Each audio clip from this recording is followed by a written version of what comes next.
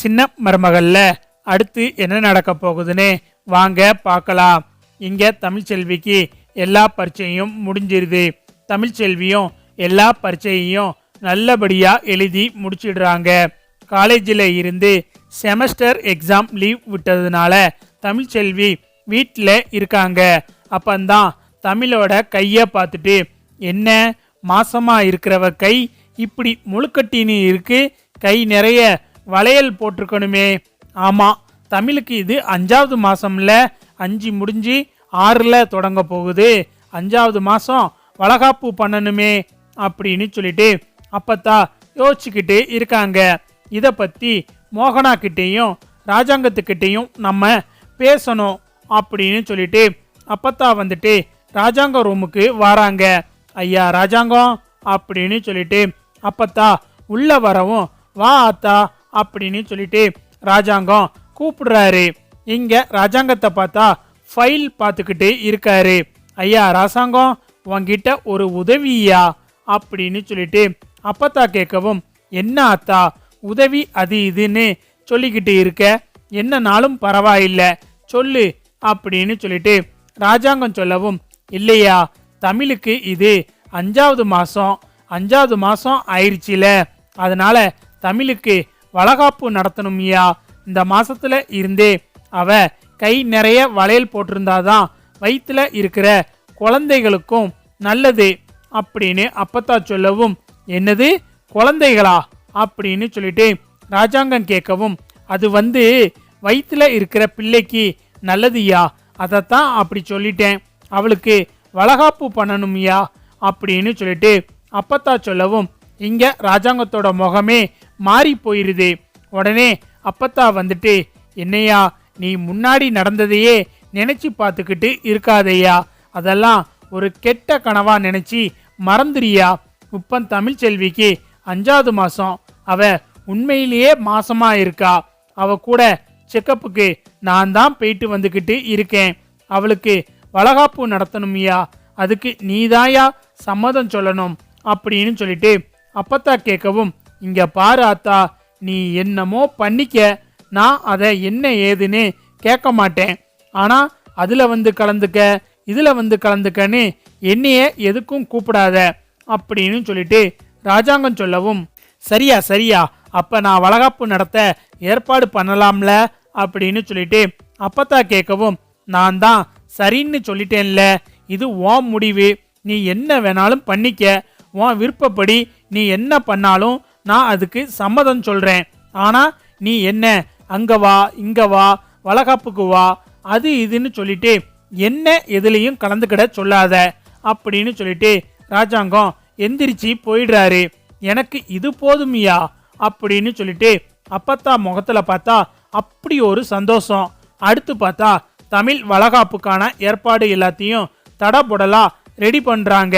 Out ஹவுஸுக்கு பார்த்தா பந்தல் போடுறதுக்கு ஆட்கள் எல்லாம் வரவும், அதை சேது பார்த்துட்டு, என்ன இங்க என்ன பண்ணிக்கிட்டு இருக்கீங்க அப்படின்னு சொல்லிட்டு சேது கேட்கவும், ஐயா இங்க பந்தல் போடுறதுக்கு வர சொல்லி இருந்தாங்க, பெரிய விட்டு அம்மா தான் வர சொன்னாங்க அப்படின்னு சொல்லிட்டு சேது கிட்ட சொல்லவும், பெரிய விட்டு அம்மாவா, யார் சொன்னா அப்படின்னு சொல்லிட்டு இங்க சேது கேட்டுக்கிட்டு இருக்கும்போது அப்பந்தான் பார்த்தா அப்பத்தா வாராங்க. ஏலே சேது, நான் தாண்டா வர சொன்னேன், நீங்க பந்தல் போடுற வேலையை பாருங்க அப்படின்னு சொல்லிட்டு அப்பத்தா சொல்லவும், அவங்களும் பந்தல் போட ஆரம்பிக்கிறாங்க. அப்பத்தா என்ன பண்ணிக்கிட்டு இருக்க, எதுக்கு இப்ப இவங்க பந்தல் போட்டுக்கிட்டு இருக்காங்க, என்ன விசேஷம் நடக்க போகுது அப்படின்னு சொல்லிட்டு சேது கேட்கவும், அதெல்லாம் உங்ககிட்ட சொல்ல முடியாதுடா அப்படின்னு சொல்லிட்டு அப்பத்தா சொல்லவும், அப்பத்தா இப்ப நீ சொல்றியா இல்லையா அப்படின்னு சொல்லிட்டு சேது டென்ஷன் ஆகிட்டு இருக்காரு. இங்க பந்தல் போடுறவங்கெல்லாம் பார்த்தா பந்தல் எல்லாம் போட்டு மைக் செட் எல்லாம் மாட்டி சீரியல் செட் எல்லாம் போட்டு அவுட் ஹவுஸையே பிரம்மாண்டமா மாத்திடுறாங்க. இங்க அப்பத்தாவை பார்த்தா எதுவுமே சொல்ல மாட்டேங்கிறாங்க. கிளவி ஏதாவது வாயை திறந்து சொல்லுதான்னு பாரு அப்படின்னு சொல்லிட்டு சேது மனசுக்குள்ள அப்பத்தாவை திட்டிக்கிட்டு இருக்காரு. அப்பந்தான் பார்த்தா நிறைய பூவு வளையல் செட்டு எல்லாம் கொண்டு வராங்க. பட்டு புடவை நகைன்னு சொல்லிட்டு மோகனாவை பார்த்தா ஒரு தட்டு நிறைய எல்லாத்தையும் எடுத்துட்டு வராங்க. இதெல்லாம் பார்த்துட்டு தமிழ் அத்தை, என்ன நடக்குது இங்க? அம்மாச்சி கிட்ட கேட்டாலும் சொல்ல மாட்டேங்கிறாங்க. நீங்க என்னடானா பூக்கூடை, வளையல், புடவை, நகைன்னு எல்லாத்தையும் எடுத்துட்டு வாரீங்க அப்படின்னு சொல்லிட்டு தமிழ் கேட்கவும், தமிழே, நாளைக்கு உனக்கு வளகாப்பு பண்ண போறோம் அப்படின்னு சொல்லிட்டு மோகனா சொல்லவும், என்ன அத்தை சொல்றீங்க அப்படின்னு சொல்லிட்டு தமிழ் கேட்கவும், ஆமா தமிழே, எல்லாத்தையும் ஏற்பாடு பண்ணது அத்தை தான் அவர்கிட்ட பேசி சம்மதம் வாங்கினாங்க. அவரும் எதுவும் சொல்லல. அதான் நாளைக்கு உனக்கு வளகாப்பு அப்படின்னு சொல்லிட்டு மோகனா சொல்லவும், உடனே தமிழ் அப்பத்தா கிட்ட போய், என்ன அம்மாச்சி பண்ணிக்கிட்டு இருக்கீங்க? எதுக்கு இப்படி எல்லாம் பண்ணிக்கிட்டு இருக்கீங்க? நான் உங்களை வளகாப்பு பண்ண சொல்லி கேட்டேனா அப்படின்னு சொல்லிட்டு தமிழ் சொல்லவும், என்னடி ரொம்ப பேசிக்கிட்டு இருக்க? இங்க பாரு, நான் என்ன சொல்றேனோ அதைத்தான் நீ கேட்கணும். இந்த வீட்டு பெரிய மனுஷியா நான் என்ன சொல்றேனோ அதை மட்டும்தான் நீ கேட்டு நடக்கணும். என்ன புதுசா என்ன கேட்டு இதெல்லாம் பண்றீங்களான்னு கேட்குற? ஏன் இதெல்லாம் உன்கிட்ட கேட்டு தான் பண்ணணுமா? நீ என் பேத்தி, என் பேரனை கட்டினவ, இப்போ மாசமா இருக்க, இந்த வீட்டு வாரிசை சுமந்துக்கிட்டு இருக்க, 5வது மாசம் நம்ம வீட்டு வழக்கப்படி வளகாப்பு பண்ணியே ஆகணும். நீ கை நிறைய வளையலெல்லாம் போடணும். அதுக்காகத்தான் இப்படி எல்லாம் பண்றேன். உன்கிட்ட சம்மதம் வாங்கிட்டு இந்த வேலையெல்லாம் பார்த்துக்கிட்டு இருக்க முடியாது. எனக்கு தோணுச்சு நான் பண்றேன். நான் என்ன பண்றேனோ அதை நீ ஏத்துக்கிடணும். வாயை மூடிட்டு அமைதியா இருக்கணும் அப்படின்னு சொல்லிட்டு அப்பத்தாவை பார்த்தா தமிழை மிரட்டுன்னு மிரட்டவும் தமிழால எதுவுமே பேச முடியல. அதே மாதிரி தமிழ்ச்செல்வி வீட்டுக்கும் அப்பத்தா ஃபோன் பண்ணி சொல்லிடுறாங்க, நாளைக்கு தமிழுக்கு வளகாப்பு, நீங்க வந்துருங்க அப்படின்னு சொல்லிட்டு அப்பத்தா சொல்லிடுறாங்க. அப்புறம் அப்பத்தா யோசிக்கிறாங்க, தமிழுக்கு மாசம் செக்கப்புக்கு கூட்டிட்டு போற டாக்டருக்கும் ஒரு வார்த்தை சொல்லிடுவோம் அப்படின்னு சொல்லிட்டு அப்பத்தா அந்த டாக்டருக்கும் பார்த்தா ஃபோன் பண்ணி, இந்த மாதிரி தமிழுக்கு நாளைக்கு வளகாப்பு, வந்துருங்கம்மா அப்படின்னு சொல்லிட்டு அப்பத்தா சொல்லவும், அந்த டாக்டரும் வந்துட்டு சரிங்கம்மா நான் கண்டிப்பா வந்துடுறேன் அப்படின்னு சொல்லிட்டு அந்த டாக்டரும் சொல்லிடுறாங்க. மறுநாள் காலையில பார்த்தா இங்க மலர் வந்துட்டு தமிழை நல்லா அலங்காரம் பண்ணி ரெடி பண்ணி உட்கார வச்சிருக்காங்க. அப்பந்தான் சேது வந்துட்டு தமிழை பார்க்குறாரு. தமிழுக்கு வளகாப்பு போடுறதுக்காண்டி பட்டு புடவை எல்லாம் கட்டி நகையெல்லாம் தமிழ் போட்டிருக்கிறத சேது பார்த்துக்கிட்டு இருக்காரு. வளகாப்புக்கு என்னமோ இப்பந்தான் புதுசா ரெடி ஆகுற மாதிரி ரெடி ஆகிட்டு இருக்கா அப்படின்னு சொல்லிட்டு சேது தமிழை முறைச்சி பார்த்துக்கிட்டு இருக்காரு. இங்க வீட்டுக்கும் பார்த்தா ஆட்கள் எல்லாம் வந்துடுறாங்க. அதே மாதிரி தமிழ் வீட்டில் இருந்தும் வந்துடுறாங்க. தமிழ் செக்கப்புக்கு போற டாக்டரும் கார்ல வந்துடுறாங்க.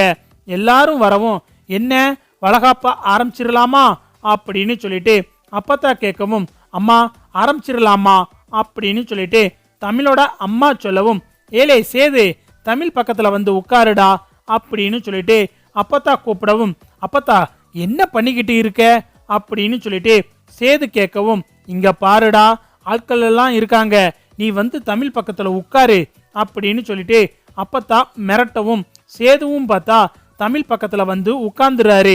தமிழ் செல்விக்கு எல்லாரும் வளையல் போட்டு கன்னத்துல சந்தனம் எல்லாம் தடவி வளையல் போட்டுக்கிட்டு இருக்காங்க. அப்பந்தான் டாக்டரும் வந்துட்டு தமிழுக்கு வளையல் எல்லாம் போட்டு விட்டு கன்னத்துல சந்தனம் எல்லாம் தடவிக்கிட்டு இருக்காங்க. சேதுவும் எதுவும் பேசாம தமிழ் பக்கத்துல உட்கார்ந்துருக்காரு. எல்லாரும் அழகா வளையல் போட்டு முடிச்சிடுறாங்க. எல்லாரும் வீட்டுக்கும் கிளம்பிட்டாங்க. ஆனா அந்த டாக்டரை பார்த்தா வீட்டுக்கு கிளம்பி போகல. அப்பந்தான் அப்பத்தா வந்துட்டு அந்த டாக்டரை கூப்பிட்டு, டாக்டர், உண்மையிலேயே அன்னைக்கு நடந்த விபத்துல தமிழ்ச்செல்வி வயித்துல வளர பிள்ளைகளுக்கு எந்த ஆபத்தும் இல்லைல்ல, ஒரு பிள்ளைக்கும் இன்னொரு பிள்ளைக்கும் எதுவும் எசக்க பெசக்கா எதுவும் நடந்துடல அப்படின்னு சொல்லிட்டு ரகசியமா அப்பத்தா டாக்டர் கிட்ட கேட்டுக்கிட்டு இருக்காங்க. உடனே அந்த டாக்டர் வந்துட்டு, பாட்டிமா, நீங்க எதுக்கும் வருத்தப்படாதீங்க, தமிழ்ச்செல்வி வயித்துல இருக்கிற 2 குழந்தைகளுமே நல்லா ஆரோக்கியமா இருக்குங்க. அன்னைக்கு வழுக்கி விழுந்ததுனால தமிழ்ச்செல்வி காலில் மட்டும்தான் அடிபட்டிருக்கு, வயிற்றுல இருக்கிற குழந்தைகளுக்கு எந்த ஆபத்தும் இல்லை அப்படின்னு சொல்லிட்டு டாக்டர் சொல்லிக்கிட்டு இருக்காங்க. இங்க பார்த்தா டாக்டரும் அப்பத்தாவும் பேசிக்கிட்டு இருக்கிறத பின்னாடி இருந்து சேது கேட்டுறாரு. கேட்டதும் சேதுக்கு பார்த்தா அப்படி ஒரு சந்தோஷம். தமிழ்ச்செல்வி வயிற்றுல 2 குழந்தைங்க வளருது அப்ப நமக்கு ரெட்ட வாரிசு அப்படின்னு சொல்லிட்டு சேது மனசுக்குள்ள ரொம்ப சந்தோஷம். அடுத்து பார்த்தா எல்லாரும் வீட்டுக்கு போனதுக்கு அப்புறமா சேதுவை கூப்பிட்டு அப்பதான் சொல்றாங்க, இங்க பாருடா சேது, நீ இப்ப தமிழ்ச்செல்வி கையில வளையல் போட்டு சந்தனம் பூசி விடு. உன்னையே நான் இத எல்லாரும் இருக்கும்போதே செய்ய சொல்லி இருக்கணும். எல்லாரும் இருக்கும்போது செய்ய சொன்னா நீ ரொம்ப வீராப்பு பிடிப்ப. அதனால தான் இப்ப எல்லாரும் போனதுக்கு அப்புறமா சொல்றேன். நீ தமிழ்ச்செல்வி கையில ரெண்டு வளையல் போட்டு விட்டு அவ கன்னத்துல சந்தனம் தடவி ஆசீர்வாதம் பண்ணு அப்படின்னு சொல்லிட்டு அப்பத்தா சொல்லவும் சேதுவும் பார்த்தா எதுவுமே பேசாம டக்குன்னு வளையல் போட்டு கன்னத்துல சந்தனம் எல்லாம் தடவி தமிழ்ச்செல்விக்கு ஆசீர்வாதம் எல்லாம் பண்றாரு. இத தமிழ் பார்த்துட்டு என்ன இவரு ஏதாவது பேசுவாரு, இல்ல நான் இதெல்லாம் பண்ண மாட்டேன்னு சொல்லுவாருன்னு நினைச்சா சட்டுன்னு வந்து வளையல் எல்லாம் போட்டு விட்டுட்டாரு அப்படின்னு சொல்லிட்டு தமிழ் சேதுவை ஆச்சரியமா பார்த்துக்கிட்டு இருக்காங்க.